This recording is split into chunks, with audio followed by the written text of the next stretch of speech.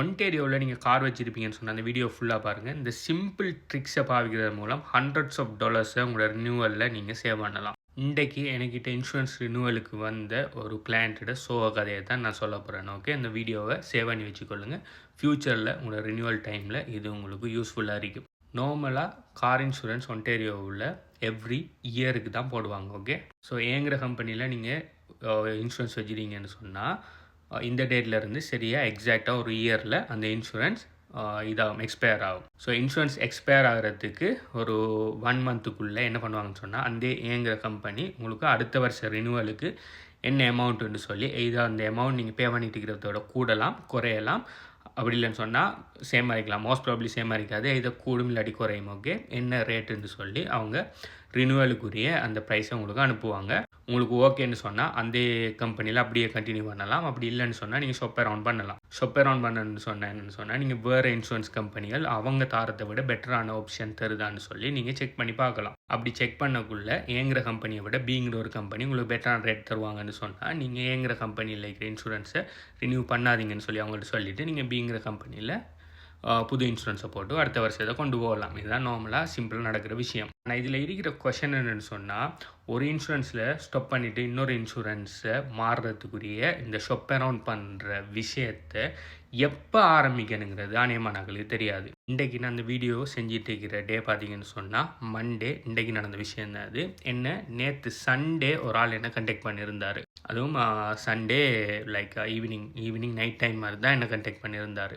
அவர் already வச்சிருக்கிற insurance பார்த்தீங்கன்னு சொன்னால் இன்றைக்கு நைட்டோட முடியுது, அதாவது நாளையோட முடியுது, அதாவது இன்றைக்கி நைட் 12ஓட முடியுது. ஸோ அவரை இன்சூரன்ஸ் முடிகிறதுக்கு சரியாக 2 நாளைக்கு முதல், அதாவது நாட் 48 hours. ஓகே, ஜஸ்ட் இடையில ஒரு 24 hour தான் முழு நாள் இருக்குது. அதுக்கு முதல் என்ன கண்டெக்ட் பண்ண, அதாவது சண்டே ஈவினிங் என்ன கண்டெக்ட் பண்ணுறாரு.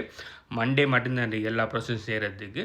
டியூஸ்டே ஏர்லி மார்னிங்லேருந்து அவர் புது இன்சூரன்ஸ் எடுக்கணும். அப்போ நான் சண்டே நைட்டு என்ன பண்ணினேன்னு சொன்னால் இன்சூரன்ஸ் கோட் எடுத்து அவருக்கு அனுப்பினேன். ஓகே, இந்த கம்பெனியில் உங்களுக்கு இந்த மாதிரி இன்சூரன்ஸ் தாராங்கன்னு சொல்லி கோட்டை அனுப்பினேன். இப்போ கோட்டை அனுப்பின உடனே அவர் ஆல்ரெடி பே பண்ணிக்கிட்டு இருக்கிறது ப்ளஸ் அந்த நெக்ஸ்ட் இயருக்கு அந்த கம்பெனியில் அவர் எங்கே பே பண்ணிட்டு இருக்கிறோம் அந்த கம்பெனிலேயே கண்டினியூ பண்ணுற ப்ரைஸை விட நான் கொடுத்த ப்ரைஸ் பார்த்தீங்கன்னு சொன்னால் பெட்டரான ப்ரைஸ். அப்போ அவர் சொன்னார், ஓகே எனக்கு இந்த ப்ரைஸ்லேயே இன்சூரன்ஸ் எடுக்க எனக்கு ஓகேன்னு சொல்லிட்டாரு. சரி, அப்போ நான் நாளைக்கு இந்த விஷயத்தை பார்ப்போம்னு சொல்லி போட்டு இன்றைக்கு காலையில் போய் ஆஃபீஸ்லேருந்து அவரோட இன்சூரன்ஸோட டீட்டெயில்ஸை எடுத்து பார்க்கக்குள்ள அவருக்கு 2 பிரச்சனை இருக்குது. முதலாவது அவரோட இன்சூரன்ஸில் ஒரு லெப்பவுண்ட் இருக்குது.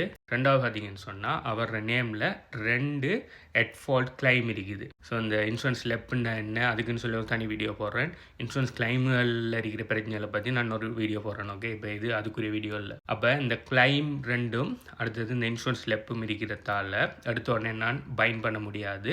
அண்டர் ரைட்டரை அப்ரூவல் எடுக்கணும். அண்டர் ரைட்டர் இருந்தார், புரோக்கர்ஸ்ண்டா யார், கிளைம் அட்ஜஸ்டர்ஸ்ண்டா யாருன்னு சொல்லி அதுக்கு நம்ம ஒரு வீடியோ போடுறோம். ஓகே, அப்போ அண்டர் ரைட்டருக்கு அப்ரூவல் எடுக்கிறதுக்கு அவரோட டீட்டெயில்ஸ்லாம் கனெக்ட் பண்ணி அண்டர் ரைட்டர் அப்ரூவலுக்கு அனுப்பினா அண்டர் ரைட்டர் அப்ரூவல் வரல, கிட்டத்தட்ட 2-3 ஹவருக்கு வரல. ஆனால் இவருக்கு இன்சூரன்ஸை இன்றைக்கி நைட் 12 மணிக்கு இடையில் பைண்ட் பண்ணணுங்கிறதுக்காக மற்ற வேலை எல்லாத்தையும் விட்டு போட்டு மற்றாக்கள பிரச்சனையெல்லாம் பார்க்குறத விட்டு போட்டு இவர ஃபைலுக்கு பின்னாலே கண்டினியூஸாக ஃபாலோ அப் மெசேஜ் அனுப்பி அடுத்தது இந்த மேனேஜரு கூட ஒரு புஷ் எல்லாம் பண்ணி எடுத்து அங்கே அண்டர் ரைட்டர்கிட்ட எடுத்து வந்த ரிப்ளை என்னென்னு பார்த்தீங்கன்னு சொன்னால் இன்சூரன்ஸ் ரிஜெக்டட். காரணம் அவரோட கிளைம் 2 இருக்கிறதால அந்த பர்டிகுலர் கம்பெனி அவர் ஆஃபர் பண்ணலான்னு சொல்லிட்டாங்க. அதுக்கப்புறம் அந்த கிளைமில் அமௌண்ட் 0 அதில் நிறைய விஷயம் அது பெரிஜினலில் அது வேறு கிளைமை இது எடுக்கலைன்னு சொல்லிட்டு திரும்ப அதை இவர இன்சூரன்ஸ் கம்பெனியோட நான் கதைச்சி எடுத்து திரும்ப அண்டர் ரைட்டர் அப்ரூவலுக்கு அனுப்பினா திரும்ப ரிஜெக்ட். என்ன காரணம் சொன்னால் இன்சூரன்ஸில் லெப்ஸ் இருக்குது. இன்சூரன்ஸில் லெப்ஸுங்கிறது எவ்வளோ பெரிய பிரச்சனைங்கிறத நான் இன்னொரு வீடியோவில் கிளியராக எக்ஸ்பிளைன் பண்ணுறேன். இப்போ இந்த ஃபைனல் ரிசல்ட்ஸ், அதாவது இந்த அந்த பர்டிகுலர் 1 இன்சூரன்ஸ் கம்பெனியோட இன்சூரன்ஸ் எடுக்க ஏலான்னு சொல்லி எனக்கு ஃபைனல் ரிசல்ட்ஸ் வருது. கிட்டத்தட்ட 5 to 6 மணியாக போயிட்டு நான் ஒரு இன்சூரன்ஸ் புரோக்கருங்கிறதால நான் மல்டிபிள் கம்பெனிஸோட ஒர்க் பண்ணுவேன். ஓகே, ஸோ அந்த கம்பெனியில் ரிஜெக்ட் ஆகினாலும் மற்ற கம்பெனிகிட்ட அப்ரூவல் எடுக்கிறதுக்கு திரும்ப நான் இப்போ இந்த செஞ்ச இதே ப்ராசஸை நான் போகணும். இதே ப்ராசஸில் போகலாம். மற்ற 2வது கம்பெனி வர இன்சூரன்ஸை அப்ரூவ் பண்ணுவாங்களா இல்லையான்னு சொல்லி தெரியாது. அதுக்கு பேக் அண்ட் ஃபோர்த் இந்த டே எப்படி நான் ஸ்பெண்ட் பண்ணணும் அதே மாதிரி ஸ்பெண்ட் பண்ணணும். ஆனால் இவருக்கு அதுக்குரிய டைம் இருக்கான்னு கேட்டால் இல்லை, இன்றைக்கு 12க்கு இடையில் ஒரு இன்சூரன்ஸ் எடுக்கணும். அப்படி இல்லைன்னு சொன்னால் இன்றைக்கு 12க்கு இடையில் ஒரு இன்சூரன்ஸ் எடுக்காட்டி திரும்ப ஏற்கனவே இருக்கிற மாதிரி இன்னொரு லெப் கொண்டு அவர் இன்சூரன்ஸில் வரும். அவரை டிரைவிங் லைசன்ஸில் இருக்கும். அதுக்கு பிறகு அவர் என்ன கார் வாங்கினாலும், எப்போ என்னது செஞ்சாலும் அது அவரை திரும்ப திரும்ப பாதிக்கும். ஸோ வேறு வழி இல்லாமல் அவர்கிட்ட நீங்கள் எந்த கம்பெனியில் நீங்கள் இன்சூரன்ஸ் எடுத்தீங்களோ, ஆல்ரெடி வச்சுருந்தீங்களோ அதே கம்பெனியில் ஈவன் தோ நான் கொடுத்த கோட் ப்ரைஸை விட கூடுதலாக இருந்தாலும் அங்கேயே கண்டினியூ பண்ணுங்கள், வேறு எந்த ஆப்ஷனும் இல்லைன்னு சொல்லி அவர்கிட்ட சொல்லி திரும்ப அனுப்பினேன். ஸோ இதில் அவர் செஞ்ச ஒரே ஒரு மிஸ்டேக் என்னென்னு சொன்னால், டைமிங். அவர் ஷாப் அரவுண்ட் பண்ணுறதுக்கு ஆரம்பித்த டைமிங் தான் இருக்கிற மிஸ்டேக். அவர் பார்த்தீங்கன்னு சொன்னால் அட்லீஸ்ட் 1 to 2 வீக்ஸுக்கு முதல் என்னை வந்து கண்டெக்ட் பண்ணியிருப்பார்னு சொன்னால் இந்த ப்ராசஸ் எல்லாம் ஏர்லியாக செஞ்சு முடிச்சு அவருக்கு இன்சூரன்ஸ் பைண்ட் பண்ணியிருக்கலாம். ஆனால் அவர் லாஸ்ட் மினிட்ல வந்ததால் அவருக்கு இன்சூரன்ஸை பைண்ட் பண்ண இல்லாமல் போயிட்டுது. ஸோ நீங்கள் ஒன்டேரியோவில் கார் இன்சூரன்ஸ் வச்சுருக்கீங்கன்னு சொன்னால் இப்போவே உங்களோட பாலிசி டாக்குமெண்ட்டையோ அப்படி இல்லைன்னு சொன்னால் உங்களோட பிங்க் ஸ்லிப் எடுத்து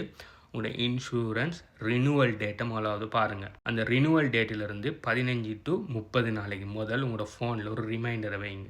இன்சூரன்ஸ் ஷாப்பிங்னு சொல்லி ஒரு ரிமைண்டர் ஒன்று வைங்க, இப்போவே எடுத்து வைங்க. சரியா? உங்களோட இன்சூரன்ஸ் இப்போ உதாரணத்துக்கு ஜனவரியில் உங்களோட இன்சூரன்ஸ் முடியுதுன்னு சொன்னால் டிசம்பர்லேருந்தே ஷாப்பிங் ரவுண்டை ஸ்டார்ட் பண்ணுங்கள். இதே ஃபெப்ரவரியில் முடியுதுன்னா ஜனவரியிலே ஷாப்பிங் ரவுண்டை ஸ்டார்ட் பண்ணுங்கள். ஆனால் சிலாக்கள் டூ மச் அட்வான்ஸாக போய் 3 மாதத்தில் முடியும். அதாவது மார்ச்சில் இன்சூரன்ஸ் முடியும், ஆனால் இவங்க டிசம்பர்லேயே ஷாப் ரவுண்ட் ஆரம்பிச்சிருவாங்க. அதுவும் பார்த்தீங்கன்னு சொன்னால் டூ ஏர்லி. என்ன காரணம்னு சொன்னால் உங்களுக்கு மார்ச்சில் உங்களோட இன்சூரன்ஸ் முடியுது, இன்னும் 3 மாதம் இருக்குது. இப்போ நீங்கள் இன்சூரன்ஸ் கோட்டில் எடுங்கன்னு சொன்னால் நீங்கள் இப்போ எடுக்கிற கோட் மார்ச்சில் ரெலவெண்ட்டாக இருக்குமான்னு சொன்னால் இல்லை. மேபி மார்ச் வாரத்துக்கு இடையில் உங்களுக்கு கிளைம் வரலாம், நீங்கள் ஆக்சிடென்ட் பண்ணலாம், என்ன வேணாலும் நடக்கலாம். உங்களோட கோட் இப்போ இருக்கிற அதே கோட் தான் உங்களுக்கு மார்ச்சில் இருக்குமான்னு சொன்னால் சொல்ல முடியாது 100%. அடுத்தது உங்களுடையும் டைம் வேஸ்ட், இன்சூரன்ஸ் செக் பண்ணுற இன்சூரன்ஸ் ப்ரோக்கரையும் அது time waste. So insurance shop பண்ணுறதுக்கு பெஸ்ட்டான டைம் என்னன்னு பார்த்தீங்கன்னு சொன்னால் 15 to 30 நாளைக்கு முதல் உங்களோட இன்சூரன்ஸ் ஷாப்பிங் ஆரம்பிங்க. இப்படி லாஸ்ட் மினிட்ல நீங்கள் போய் ஷாப்பிங் ரவுண்டுக்கு போகிறதால உங்களுக்கு மட்டும் இல்லை பிரச்சனை, இன்சூரன்ஸ் ப்ரோக்கருக்கு தான் பிரச்சனை. ஏன்டா சரியான ஸ்ட்ரெஸ்ஃபுல். உங்களுக்கு எப்படின்னா உங்களோட இன்சூரன்ஸ் மற்ற பழைய இன்சூரன்ஸ் முடிகிறதுக்கு அடுத்த இன்சூரன்ஸை பைண்ட் பண்ணுறதுக்காக எல்லா வேலையும் விட்டு போட்டால் அந்த பிரச்சனையை மட்டும் பார்க்க வேண்டியிருக்கும். ஸோ இப்போவே மறந்துடாமல் உங்களோட ஃபோன் எடுத்து உங்களோட இன்சூரன்ஸ் ரினுவல் டேட்டுக்கு 15 to 30 நாளைக்கு முதல் ரிமைண்டர் ஒன்றை போட்டு இன்சூரன்ஸ் ஷாப்பிங் போட்டு வைங்க. ஸோ உங்களால் மேக்ஸிமம் நிறைய கோட்ஸ்கள் எடுத்து பெஸ்ட்டான கோட்டை கம்பேர் பண்ணி அங்கே இன்சூரன்ஸ் எடுக்கிறதுக்கு உங்களுக்கு அது ஹெல்ப்ஃபுல்லாக இருக்கும். அப்படி இல்லைன்னு சொன்னால் நீங்கள் விரும்பினாலோ விரும்பாட்டியோ நீங்கள் ஆல்ரெடி வச்சுருந்த அதே இன்சூரன்ஸில் ஈவன் தான் அவங்க ப்ரைஸை கூட்டின்னு இருந்தால் கூட அதிலேயே கண்டினியூ பண்ண வேண்டி வரும் அன்ஃபார்ச்சுனேட்லி. ஸோ இதை பற்றி நீங்கள் என்ன நினைக்கிங்க? நீங்கள் நார்மலாக இன்சூரன்ஸ் ஷாப்பிங் எத்தனை நாளைக்கு முதல்ல ஆரம்பிக்கிறேன்? நீங்களும் இதே மாதிரி லாஸ்ட் மினிட்ல ஆரம்பிக்கிறியா? அப்படி இல்லைன்னு சொன்னால் டூ ஏர்லி ஆரம்பிக்கிறியா? இல்லாட்டி பர்ஃபெக்ட் டைமில் ஆரம்பிக்கிறியாங்கிறத கீழே கமெண்ட் பண்ணுங்கள். இதே மாதிரி உங்களுக்கு இன்சூரன்ஸ் ரிலேட்டடான ஏதாவது டவுட்ஸ் இல்லைன்னு சொன்னால் கீழே கமெண்ட் பண்ணுங்கள். I'll try to answer that. நான் ஒன்டேரியோட licensed insurance broker for home and auto. So உங்களுக்கு யாருக்காவது ரினியூவல் பார்த்தீங்கன்னு சொன்னால் நெக்ஸ்ட் மந்த்துக்குள்ளே வருது, அதாவது இப்போ இருக்கிற இந்த மந்த் ப்ளஸ் நெக்ஸ்ட் மந்த்துக்குள்ளே வருதுன்னு சொன்னால் என்னை கண்டெக்ட் பண்ணுங்கள். நான் கிட்டத்தட்ட 30 கம்பெனியில் செக் பண்ணி எந்த கம்பெனி பெஸ்ட்டான ரேட் உங்களுக்கு ஆஃபர் பண்ணுறாங்கிறத உங்களுக்கு சொல்லுவேன். என்னை கண்டெக்ட் பண்ணுற டீட்டெயில்ஸ் வேணும்னு சொன்னால் என் நேமில் இருக்குது, இல்லாட்டி என் பயோவில் இருக்குது. அப்படின்னு சொன்னால் எனக்கு டிரெக்ட் மெசேஜ் பண்ணுங்கள், உங்களுக்கு ஆட்டோ ரிப்ளையாக வரும். கரெக்டாக இந்த வீடியோ சேவ் பண்ணி வச்சுக்கொள்ளுங்க. இப்போ உங்களுக்கு தேவைப்படாட்டியும் ஃபியூச்சரில் தேவைப்படும். பை.